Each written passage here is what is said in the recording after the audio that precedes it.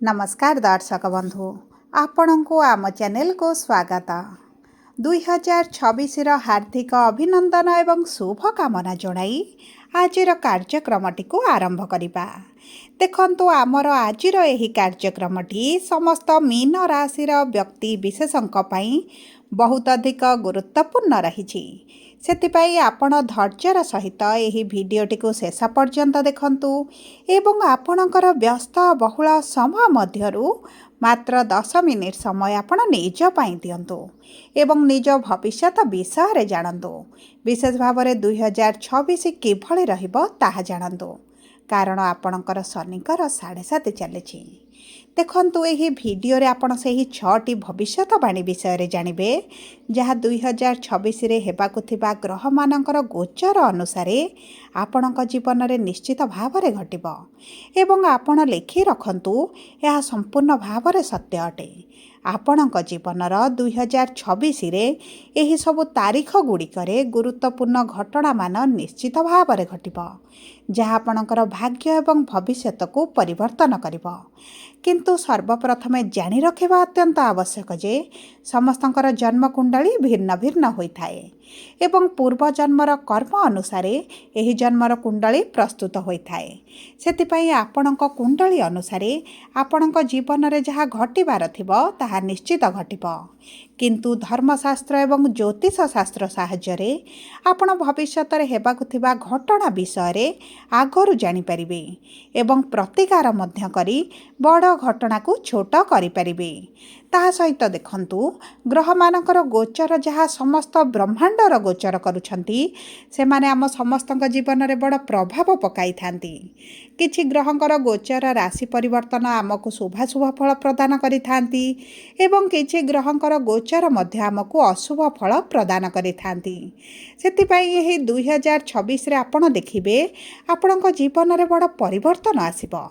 किंतु परिवर्तन खराब ना भल जानिबा पई आपण भिडियोटी को शेष पर्यंत देखंतु एवं शेष पर्यंत देखिले आपण निश्चित भाव में जानि परिबे कोन रहिछि एही 6टी भविष्यवाणी जहा 2026 रे हेबाकु जाउछि।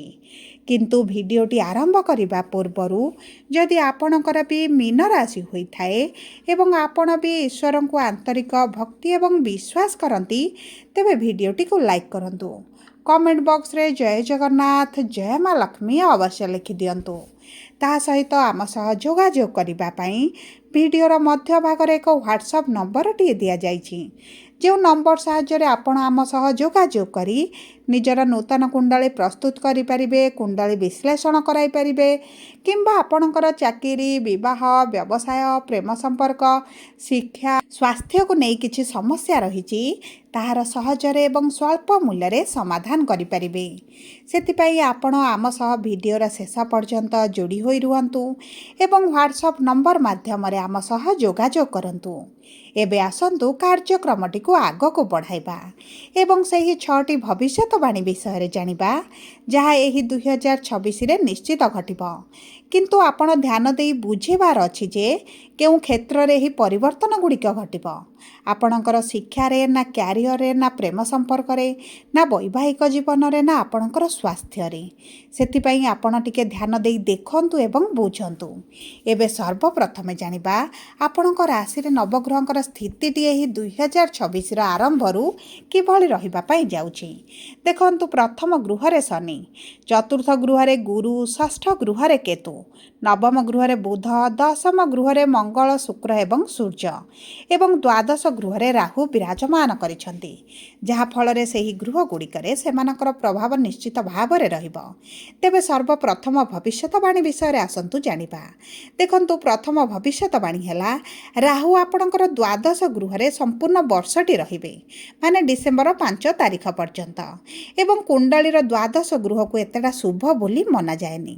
देखंतु द्वादश गृह हेउछि खर्चर गृह, विदेश यात्रार गृह, हॉस्पिटल गृह, मृत्युर गृह ବା ମୋକ୍ଷର ଗୃହ ବା ଆପଣଙ୍କ ଜୀବନରୁ ଯାହା ସବୁ ଚାଲି ଯାଉଛି, ଆପଣଙ୍କ ଜୀବନରୁ ଯାହା ସବୁ ଦୂର ହେଇଯାଉଛି, ସେହି ଗୃହକୁ ଦ୍ୱାଦଶ ଗୃହ ବୋଲି କୁହାଯାଏ। ସେଥିପାଇଁ ଆପଣ ଦେଖିବେ ଏହି ବର୍ଷ ଆପଣଙ୍କର ଦୂରଯାତ୍ରା କରିପାରନ୍ତି, କିଛି ତୀର୍ଥଯାତ୍ରା କରିପାରନ୍ତି। ବିଶେଷ ଭାବରେ ଯେଉଁମାନେ ବିଦେଶ ଯାତ୍ରା କରିବା ପାଇଁ ଚାହୁଁଥିଲେ, ବିଦେଶ ଯିବା ପାଇଁ ଚାହୁଁଥିଲେ, ଜନ୍ମସ୍ଥାନଠାରୁ ଦୂରକୁ ଯିବାକୁ ଚାହୁଁଥିଲେ, ସେମାନଙ୍କ ପାଇଁ ବହୁତ ଅଧିକ ଭଲ ସମୟ ରହିଛି।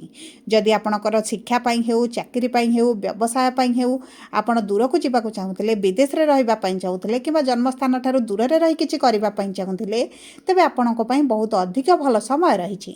କିନ୍ତୁ ମନେ ରଖିଥାନ୍ତୁ, ଦ୍ୱାଦଶ ଗୃହରେ ରାହୁ ବିରାଜମାନ କରିଛନ୍ତି ମାନେ ଆପଣଙ୍କର କିଛି ଆକସ୍ମିକ ଭାବରେ ଖର୍ଚ୍ଚ ବଢ଼ିପାରେ, କିଛି ସଡନ୍ ଅର୍ଥର ଆବଶ୍ୟକତା ପଡ଼ିପାରେ, ଖର୍ଚ୍ଚ ହୋଇପାରେ। ସେଥିପାଇଁ ଆପଣଙ୍କୁ ଟିକେ ପ୍ରିପେୟାର ରହିବା ପାଇଁ ପଡ଼ିବ, ଅର୍ଥକୁ ସେଭିଂ କରିବା ପାଇଁ ପଡ଼ିବ। କାରଣ ଦେଖନ୍ତୁ, ରାହୁ ଅଚାନକ ଆପଣଙ୍କ ଜୀବନରେ କିଛି ନା କିଛି ନିଶ୍ଚିତ ଭାବରେ ଘଟାଇବେ। ସେଥିପ୍ରତି ଆପଣଙ୍କୁ ସଚେତନ ରହିବାକୁ ପଡ଼ିବ। ଏବଂ ସବୁଠାରୁ ବଡ଼ କଥା ହେଲା, ଚେଷ୍ଟା କରନ୍ତୁ ଆପଣ ବଦନାମୀ ଠାରୁ ଦୂରରେ ରହିବା ପାଇଁ, ନିଜ କାମ କରିବା ପାଇଁ। କାରଣ ରାହୁ ଦ୍ୱାଦଶ ଗୃହରେ ରହିବେ ମାନେ ବଦନାମ କରିପାରନ୍ତି, କିଛି ମିଥ୍ୟା ଆରୋପ ଆପଣଙ୍କ ଉପରେ ଲାଗିପାରେ, ଆପଣଙ୍କର ମାନ ସମ୍ମାନ ହାନି ହୋଇପାରେ। ସେଥିପାଇଁ ଆପଣ ଏହି 2026ରେ କେବଳ ନିଜ କାମରେ ମତଲବ ରଖନ୍ତୁ ଏବଂ ଅନ୍ୟତ୍ର ଦିଗ ପ୍ରତି ଆପଣ କୌଣସି ଭାବରେ ରୁଚି କରନ୍ତୁ ନାହିଁ, ମିଥ୍ୟା ଆରୋପରେ ଫସନ୍ତୁ ନାହିଁ କିମ୍ବା ଭୁଲ କାର୍ଯ୍ୟ ପ୍ରତି ଆପଣ ଆକୃଷ୍ଟ ହୁଅନ୍ତୁ ନାହିଁ। ଏବେ ଆସନ୍ତୁ ଜାଣିବା ଦ୍ୱିତୀୟ ଭବିଷ୍ୟତବାଣୀ ବିଷୟରେ। ଦେଖନ୍ତୁ, ଶନି ଆପଣଙ୍କର ପ୍ରଥମ ଗୃହରେ ସମ୍ପୂର୍ଣ୍ଣ ବର୍ଷ ରହିବେ ଏବଂ ଚନ୍ଦ୍ରମାଙ୍କ ଉପରେ ରହିବେ, ଯାହାଫଳରେ ମନରେ ଚିନ୍ତା ବଢ଼ିବ, ଆପଣଙ୍କର ଷ୍ଟ୍ରେସ୍ ବଢ଼ିପାରେ, ଆପଣ ଅଧିକରୁ ଅଧିକ ଭାବିବା ଆରମ୍ଭ କରିବେ, ବହୁତ ଦ୍ୱନ୍ଦ୍ୱରେ ରହିବେ, ମନରେ ସନ୍ଦେହ ମଧ୍ୟ ଆପଣଙ୍କର ବଢ଼ିପାରେ। କାରଣ ଶନି ଚନ୍ଦ୍ରମାଙ୍କ ଉପରେ ଯେତେବେଳେ ଏକତ୍ର ହୋଇ ରୁହନ୍ତି, ସେତେବେଳେ ବିଷ ଯୋଗ ବନାଇଥାନ୍ତି ଏବଂ ଏହି ଯୋଗକୁ ସବୁଠାରୁ ଖରାପ ଯୋଗ ବୋଲି ମଧ୍ୟ ମନାଯାଇଥାଏ। ତେଣୁକରି ଚେଷ୍ଟା କରନ୍ତୁ କୌଣସି ଜିନିଷକୁ ନେଇ ଅଧିକ ଚିନ୍ତା ନ କରିବା ପାଇଁ। ଏବଂ ଦେଖନ୍ତୁ, ଏହି ବର୍ଷ ଆପଣଙ୍କର ବୈବାହିକ ଜୀବନ, ପ୍ରେମ ସମ୍ପର୍କ ଏବଂ ପାରିବାରିକ ଜୀବନ ବହୁତ ଅଧିକ ଭାବରେ ପ୍ରଭାବିତ ହେବ। ସେଥିପ୍ରତି ଆପଣଙ୍କୁ ଧ୍ୟାନ ଦେବାକୁ ପଡ଼ିବ। ଏବଂ ଆପଣଙ୍କର ଶନିଙ୍କର 7.5 ଯେହେତୁ ଚାଲିଛି, ଆପଣଙ୍କ ସମ୍ପର୍କ ଉପରେ ବହୁତ ଅଧିକ ପ୍ରଭାବ ପଡ଼ିବ। ତେଣୁକରି ଆପଣଙ୍କର ସମ୍ପର୍କକୁ ନେଇ ଆପଣଙ୍କୁ ଟିକେ ଅଧିକ ସାବଧାନ ରହିବାକୁ ପଡ଼ିବ। ଏବେ ଆସନ୍ତୁ ଜାଣିବା କ'ଣ ରହିଛି ତୃତୀୟ ଭବିଷ୍ୟତବାଣୀ। ଦେଖନ୍ତୁ, ଗୁରୁ ଏବଂ ଶନି ଉଭୟଙ୍କର ଦୃଷ୍ଟି ଆପଣଙ୍କ କର୍ମକ୍ଷେତ୍ର ବା ଦଶମ ଗୃହ ଉପରେ ରହୁଛି ଏବଂ ଗୁରୁ ହେଉଛନ୍ତି ଜ୍ଞାନର କାରକ ଗ୍ରହ, ଶନି ହେଉଛନ୍ତି କର୍ମ ବା ସମୟ।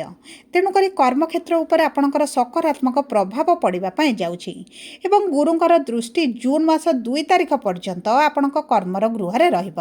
ମାନେ କର୍ମକ୍ଷେତ୍ରରେ ଆପଣ ଇମ୍ପ୍ରୁଭ୍ କରିବା ଆରମ୍ଭ କରିବେ, ଆପଣଙ୍କର ଦାୟିତ୍ୱ ବଢ଼ିବ, ଆପଣ ଅଧିକରୁ ଅଧିକ ଶିଖିବା ପାଇଁ ଚେଷ୍ଟା କରିବେ, ଆପଣଙ୍କର କାର୍ଯ୍ୟଶୈଳୀରେ ବୃଦ୍ଧି ଘଟିବ, ଆପଣଙ୍କର ମ୍ୟାଚୁରିଟି ବଢ଼ିଯିବ, ଯାହାଫଳରେ ଆପଣଙ୍କ କ୍ୟାରିୟରରେ ନିଶ୍ଚିତ ଭାବରେ ଗ୍ରୋଥ୍ ଆସିବ। ଦେଖନ୍ତୁ, ଜୁନ୍ 2 ପର୍ଯ୍ୟନ୍ତ ଆପଣଙ୍କର ପରିଶ୍ରମ ରହିବ, କିନ୍ତୁ ରେଜଲ୍ଟ ଆପଣ ଜୁନ୍ 2 ତାରିଖ ପରେ ଦେଖିବା ଆରମ୍ଭ କରିବେ। କାରଣ ଗୁରୁ ଆପଣଙ୍କର 2 ତାରିଖରେ ରାଶି ପରିବର୍ତ୍ତନ କରି ଆପଣଙ୍କର ଭାଗ୍ୟର ଗୃହକୁ ଦୃଷ୍ଟି ଦେବେ ଏବଂ ଆପଣଙ୍କର ଲାଭ, ମନସ୍କାମନା, ଆପଣଙ୍କର ପ୍ରଫିଟ୍ର ଗୃହ ଉପରେ ମଧ୍ୟ ଦୃଷ୍ଟି ରହିବ। ଯେଉଁ କାରଣରୁ ଆପଣଙ୍କର ଜୁନ୍ 2 ପରଠାରୁ ଆପଣଙ୍କ କର୍ମକ୍ଷେତ୍ରରେ ବହୁତ ଅଧିକ ଶୁଭ ପ୍ରଭାବ ଦେଖିବେ। ମାନେ ଆପଣଙ୍କର 2026ର ଦ୍ୱିତୀୟାର୍ଦ୍ଧଟି ପ୍ରଥମାର୍ଦ୍ଧ ଅପେକ୍ଷା ବହୁତ ଅଧିକ ଶୁଭଦାୟକ ରହିବ। କିନ୍ତୁ ମନେ ରଖିଥାନ୍ତୁ, ଆପଣଙ୍କର ପରିଶ୍ରମଟି ଆପଣଙ୍କୁ ଗ୍ରୋଥ୍ ଦେବାରେ ବହୁତ ଅଧିକ ସହାୟତା ପ୍ରଦାନ କରିବ। ଏବେ ଆସନ୍ତୁ ଜାଣିବା କ'ଣ ରହିଛି ଚତୁର୍ଥ ଭବିଷ୍ୟତବାଣୀ। ଦେଖନ୍ତୁ, ଜୁନ୍ 2 ତାରିଖରେ ଗୁରୁ ଆପଣଙ୍କର ପଞ୍ଚମ ଗୃହକୁ ଗୋଚର କରିବେ ଏବଂ ଦୀର୍ଘ 12 ବର୍ଷ ପରେ ଆପଣଙ୍କର ପଞ୍ଚମ ଗୃହକୁ ଆସୁଛନ୍ତି, ପୁଣି ଉଚ୍ଚ ହୋଇ ଆପଣଙ୍କ ପଞ୍ଚମ ଗୃହରେ ରହିବେ। ତେଣୁକରି ଯେଉଁ ମୀନ ରାଶିର ବ୍ୟକ୍ତିମାନଙ୍କର ସନ୍ତାନ ପ୍ରାପ୍ତିର ଅଭିଳାଷ ରହିଥିଲା, ଇଚ୍ଛା ରହିଥିଲା, ଚେଷ୍ଟା ରହିଛି, ସେମାନଙ୍କ ପାଇଁ ବହୁତ ଅଧିକ ଶୁଭ ସମୟ ରହିଛି। ଦେଖନ୍ତୁ, ଗୁରୁ ସ୍ୱୟଂ ହେଉଛନ୍ତି ସନ୍ତାନର କାରକ ଗ୍ରହ ଏବଂ ସନ୍ତାନର ଭାବକୁ ଗୋଚର କରିବେ, ତା ସହିତ ପ୍ରଥମ ଗୃହକୁ ଯେହେତୁ ଦୃଷ୍ଟି ଦେବେ, ସନ୍ତାନ ପ୍ରାପ୍ତି ପାଇଁ ବହୁତ ଅଧିକ ଉତ୍ତମ ସମୟ ଆପଣଙ୍କର ରହିବ। ଦେଖନ୍ତୁ, ଜୁନ୍ 2 ତାରିଖ ପରେ ଯେଉଁମାନଙ୍କର ସନ୍ତାନ ପ୍ରାପ୍ତିରେ ସମସ୍ୟା ଆସୁଥିଲା, ବିଳମ୍ବ ହେଲାଣି, ସନ୍ତାନ ସୁଖରୁ ବଞ୍ଚିତ ଅଛନ୍ତି, ସେମାନଙ୍କର ସବୁ ସମସ୍ୟା ଦୂର ହୋଇଯିବ ଏବଂ ସନ୍ତାନ ସୁଖ ଆପଣ ନିଶ୍ଚିତ ଭାବରେ ପ୍ରାପ୍ତି କରିବେ। ତାହା ସହିତ ଯଦି ଆପଣ ଡାକ୍ତରଙ୍କ ସହିତ ଯୋଗାଯୋଗ କରନ୍ତି, ଆପଣଙ୍କ ଚେଷ୍ଟାଟିକୁ ରଖନ୍ତି, ତେବେ ଆପଣଙ୍କୁ ତ ନିଶ୍ଚିତ ଭାବରେ ସନ୍ତାନ ପ୍ରାପ୍ତି ହୋଇଯିବ। ଦେଖନ୍ତୁ, 12 ବର୍ଷ ପରେ ଗୁରୁ ଆପଣଙ୍କର ସନ୍ତାନର ଗୃହକୁ ଆସିଛନ୍ତି। ତେଣୁକରି ଏହିଭଳି ପରିବର୍ତ୍ତନ, ଏହିଭଳି ସୁଯୋଗ, ଏହିଭଳି ଯୋଗ ଆପଣଙ୍କର 12 ବର୍ଷ ପରେ ବନୁଛି। ତେଣୁକରି ଆପଣଙ୍କୁ ସନ୍ତାନ ସୁଖ ତ ନିଶ୍ଚିତ ଭାବରେ ପ୍ରାପ୍ତ ହେବ। ତା ସହିତ ଯେଉଁମାନଙ୍କର ସନ୍ତାନ ଅଛି, ସେମାନଙ୍କୁ ସନ୍ତାନଙ୍କ तरफरु मध्य किछिटा शुभ खबर मध्य प्राप्ति होई पारे। एबे आसंतु जानिबा कोन रहिछि पंचम भविष्यतवाणी। देखंतु एही भविष्यतवाणीटी समस्त विद्यार्थीक पई बहुत अधिक शुभदायक रहिछि एवं आपणक राशिर स्वामी गुरु आपणकर शिक्षार गृहरे विराजमान करी भाग्यर गृहको दृष्टि देबे, माने शिक्षा पई बहुत भल समय रहिछि। जून 2 तारिख पर शिक्षा संबंधित आपण जहाँ भी निष्पत्ति नेबे आपणको शुभ फल प्राप्ति हेबो। उच्च शिक्षा करिबा पई जदि आपण चाहुतिले तेबे मध्ये आपणको बहुत सुजोग मिलिबो एवं एही सुजोग को आपणकर हाथ छाड़ करिवार आवश्यकता मध्ये नाही। आपणको मनपसंदर कॉलेज रे आपणको एडमिशन मध्ये मिलि पारे। ता सहित जे माने सरकारी चाकरी पई चेष्टा करूचंती परीक्षा देउचंती सेमानको मध्ये सफलता प्राप्ति हेबो। देखंतु जे व्यक्ति माने शिक्षा पई विदेश जिबाको चाहुतिले तेबे आपणकर विदेश जिबार मध्ये जोग बहुत अधिक बनुची। 12 वर्ष पर गुरु जेहेतु शिक्षार गृह को आसीबे तेणु करी एही सुजोग को आपण हाथ छड़ा करि गले जीवन जाक आपनको पश्चाताप करिबा पई पड़िबो। तेणु करी एही सुजोग को आपण हाथ छड़ा न करी शिक्षा क्षेत्र रे जदि अधिक मन प्राण ध्यान दियंती तेबे आपनको शिक्षा क्षेत्र रे उच्च कोटिर सफलता प्राप्ति होई जिवो। एबे आसंतु जानिबा कोन रहिछि षष्ठ वा अंतिम भविष्यतवाणी। देखंतु अंतिम भविष्यतवाणी आपनको क्यारियर पई रहिछि। देखंतु 25 जुलाई रु नवेम्बर पूर्वरु आपण जदि ट्रांसफर चाहुतिले कर्म क्षेत्र रे तेबे आपणको ट्रांसफर बहुत अधिक जोग बनुछि एवं चाकरी बा कर्म क्षेत्र रे जदि आपण परिवर्तन चाहुचंती ता मध्ये आपणकर होई जिवो। आपण जदि एभली एक कर्म रे अछंती जे कर्म रे आपण संतुष्ट नाहंती एवं परिवर्तन चाहुचंती नूतन कर्म आरंभ करिबा पई चाहुचंती तेबे मध्ये आपणको पई बहुत अधिक शुभदायक रहिबो। देखंतु आपणकर जदि प्रमोशन हेबार थिला किछि पोस्ट रे चेंज हेबार थिला तेबे मध्ये आपणकर 25 जुलाई परे हेबार बहुत अधिक संभावनाटी देखा जाउची। देखंतु 25 जुलाई परे आपणको सफलता तो निश्चित भाव रे मिलिबो, ता सहित आपणकर जिम्मेदारी मध्ये बढ़ि जिवो। सेति पई आपणको मध्ये प्रिपेयर हेइ रहिबा को पड़िबो, जिम्मेदारी नेबा पई आपणको आग्रह प्रकाश करिबा को पड़िबो, तेबे जे आपण कैरियर रे सफलता प्राप्ति करिवे। सब उपरे आपणकर शुभाशुभ फल को वृद्धि करिबा पई आपण प्रतिदिन गुरुंकर बीज मंत्र 108 थर पाठ करंतु, विष्णु सहस्र नाम पाठ करंतु एवं जदि आपणको कुंडली रे शनि नीच अछंती खराब अछंती तेबे आपण शनिकर बीज मंत्र मध्ये पाठ करंतु। ता सहित सूर्य को प्रतिदिन जल अर्पण करंतु, कारण सूर्य आपणको षष्ठ गृह रोग ऋण रिपुर गृहर स्वामी होइतिबारु आपणकर शत्रु मानकु नाश करिवे। जदि आपणकर मीन राशि होइथाय वीडियोटी के भले लागला कमेंट बॉक्स रे लिखि जणांतु। जदि आपणकर प्रियजनकर मीन राशि होइथाय वीडियोटी तांका सह शेयर करंतु। जदि प्रथम थर आम चैनल को आसीछंती चैनल टी को सब्सक्राइब करंतु।